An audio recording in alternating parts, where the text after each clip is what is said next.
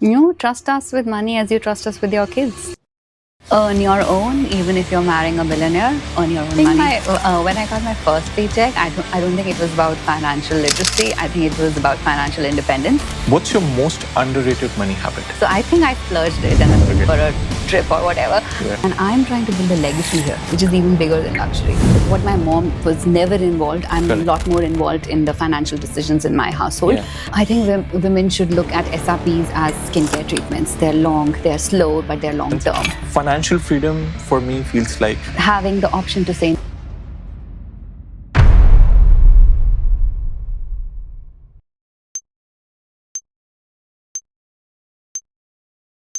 welcome to another insightful episode of Century Conversations powered by Century Financial, where money meets meaning and markets meet mindsets. Today, we are not talking stocks or strategies. We are talking social capital, the kind that builds ecosystems, unlocks potential, and empowers thousands.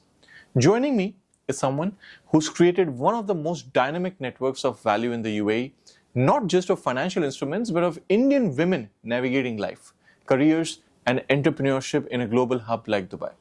She's an IIT Delhi and IIM Bangalore alum, an ex-Bain consultant, and now the founder of Indian Women in Dubai, a community over 150,000 members, serving as both a support system and launchpad for aspiring professionals and entrepreneurs alike. Her journey is proof that the real return on investment comes from investing in people, in belongings, empowerment, and collaboration.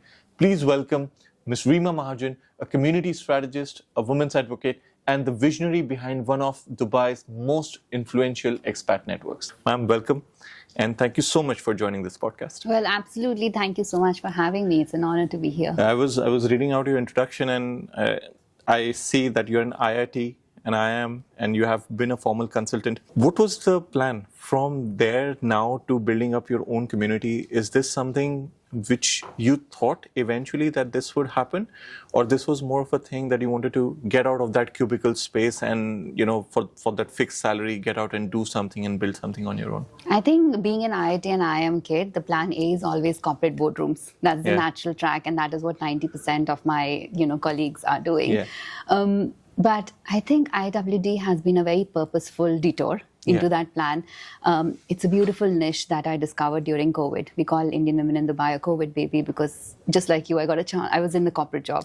Even this is a very interesting story. I wanted to ask, because each time when I saw your profile and I saw that this was a sort of a COVID baby, which came out. How did it all started?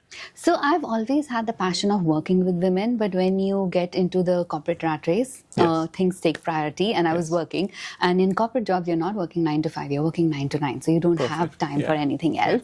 When it was COVID time, we were all working from home, so I got a little bit more time on my hands, and I could feel the stress in the system because women were undergoing emotional stress, financial stress, physical stress, because there was so much uncertainty around. So what we started was a simple Zoom call every day. At 4 o'clock, we would host women in our network, and we'll say, come for Zumba, come for meditation, come for Bollywood, come for a little bit of enlightenment, and connecting and supporting with each other. So we ran Zoom calls for 5 months back to back, which were completely free, just to support the community. We were the information disseminators in the community. When India was going through the second wave, cylinders kahan milenge, all of that, we were becoming the first port of call where women would come for information and support. And that's how Indian Women in Dubai was born. This was something we started by supporting each other.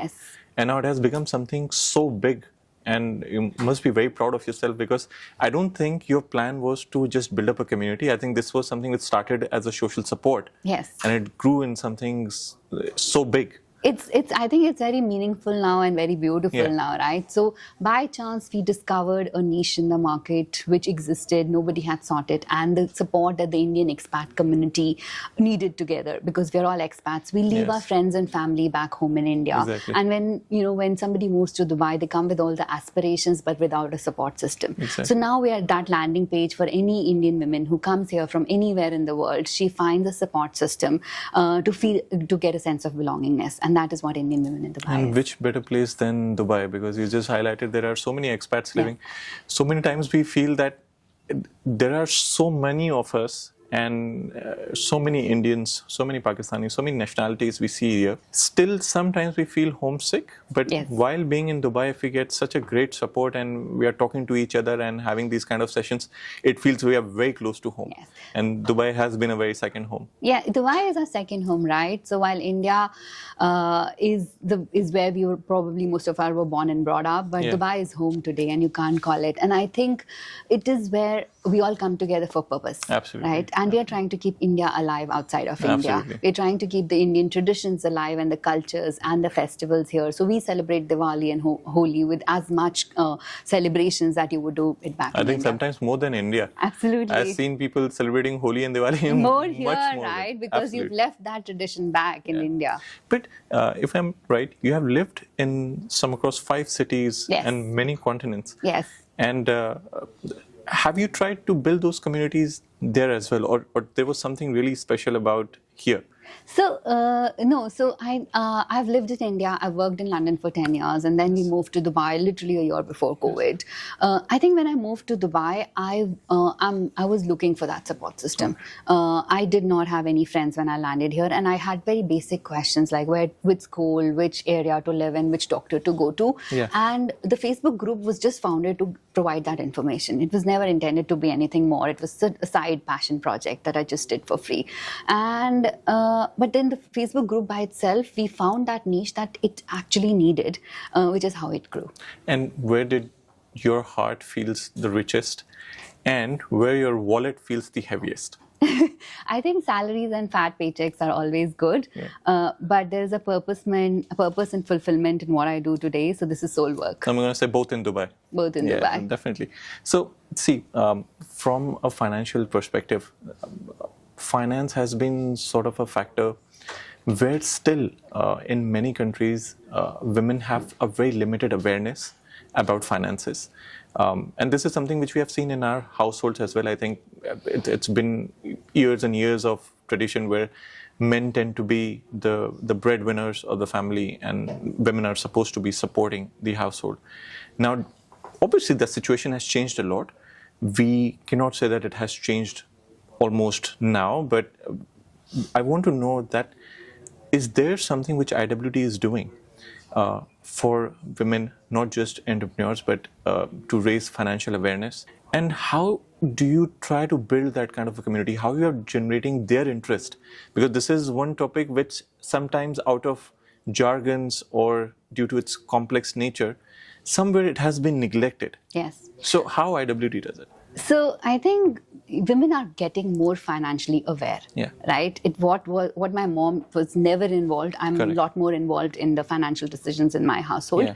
But those discussions and that education needs to happen a lot more. There is a lot of gap to be filled, right? The conversations like "Khana kahan khaoge," "Paisa kahan lagaoge," right? Exactly. These need to be dinner table conversations Yeah. for us every day. We partner with a lot of institutes like you, a lot of corporations like you to raise awareness in the women. We've actually done an event at Century Financial a couple of years ago also.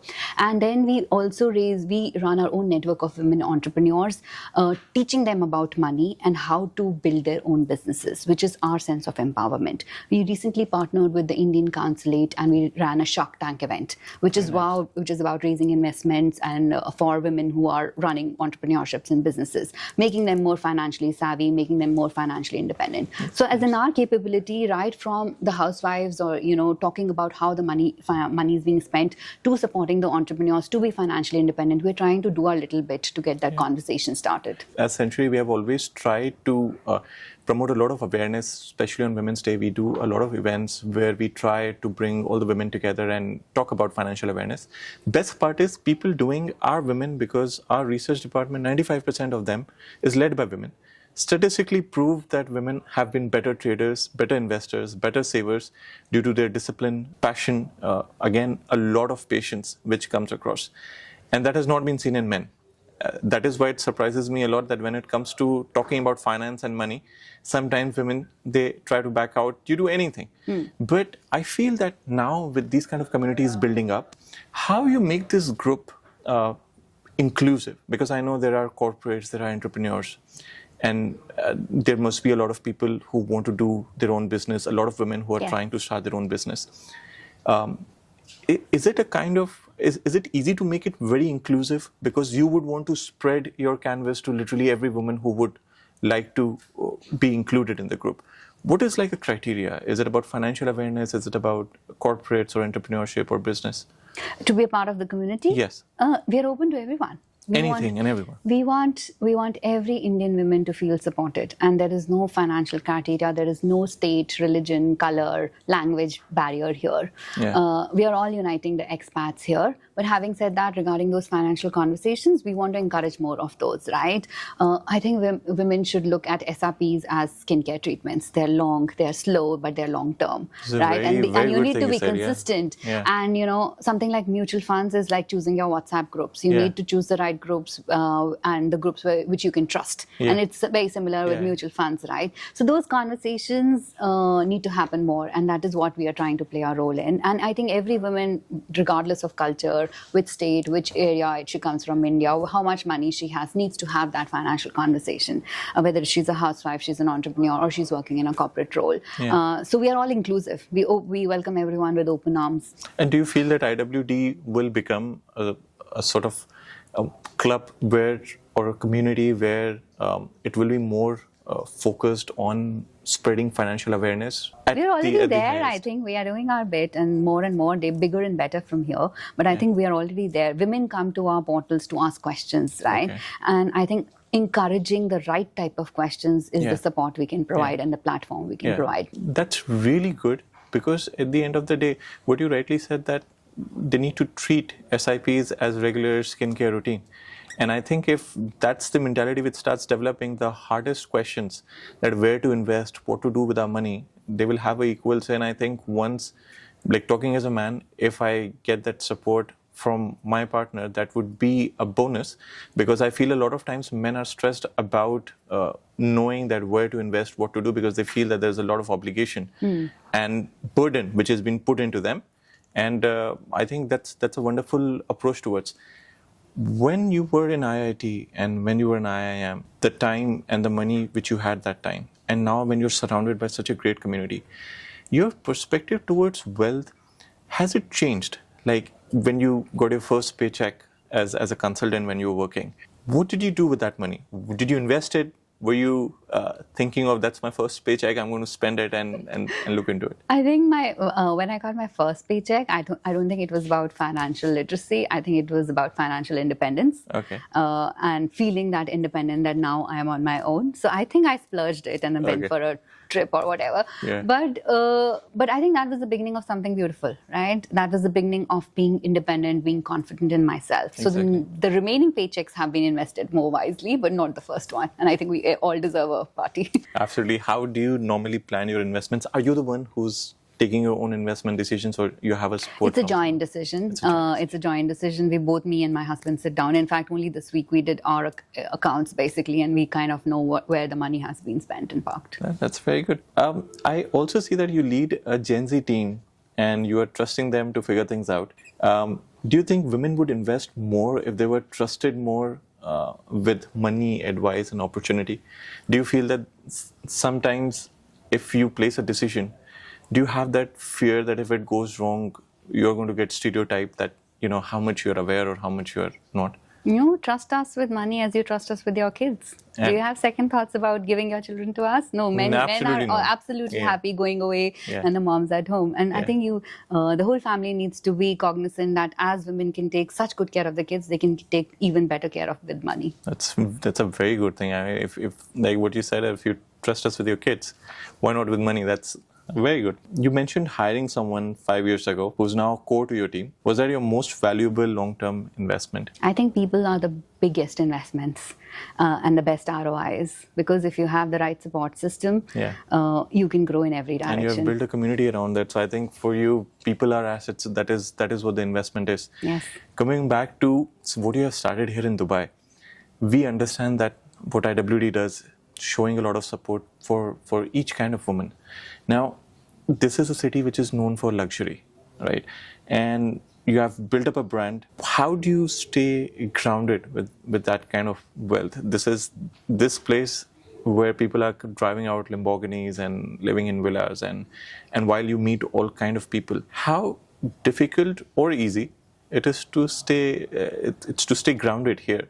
So luxury, for me, luxury is not about what you feel Yeah. or flaunt. I think it's more about inherently how you feel about it, right? And I'm trying to build a legacy here, which is even bigger than luxury. And what's next for IWD? I see that you have grown more than 150,000 followers, community builders, I should say, and it's definitely getting bigger and better. Tell us a bit about your podcast, Wonder of Women. Women right? of Wonder. Women of Wonder. Yes. So that's WOW. That's hashtag Yes, wow. wow, Women of Wonders. So it's called Wow Women or Women of Wonder. Yeah.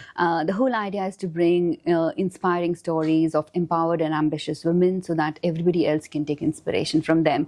So in every podcast episode, we've tried to bring on guests who have an inspirational story to share, who've had their fair set of challenges but have overcome good. So that, for me, even if one woman watches that podcast, smiles, takes inspiration, takes that next big step, Yeah. I think we've created impact. And we are on our own journey to create real impact. Absolutely. Okay, I'm going to ask you a few questions. It's like a rapid fire, but it's actually very insightful. Sure. What's your most underrated money habit? That auto direct debits are the best ones, basically. The auto direct debits Yes. are the best ones. Okay. Finish the sentence. Financial freedom for me feels like Having the option to say no to things that or people I don't want to work with. that's the most difficult thing. Yes. To say no. It's, I think, how do you do that? We can have a whole different podcast on understanding how to say no. Okay. One money rule your daughter must grow up knowing. Earn your own, even if you're marrying a billionaire, earn your own money. That's a very good and a very insightful information we have. I hope that we can continue to talk more about this in the future and more about creating financial awareness. Thank you so much for giving your time. This was Ms. Reema, who has built up a community and a big community of women, which is called IWD. And we are going to talk and bring a lot of more people in the podcast and talk about investments and talk about how to invest your money in the right way. And ma'am, thank you so much Thank for your time.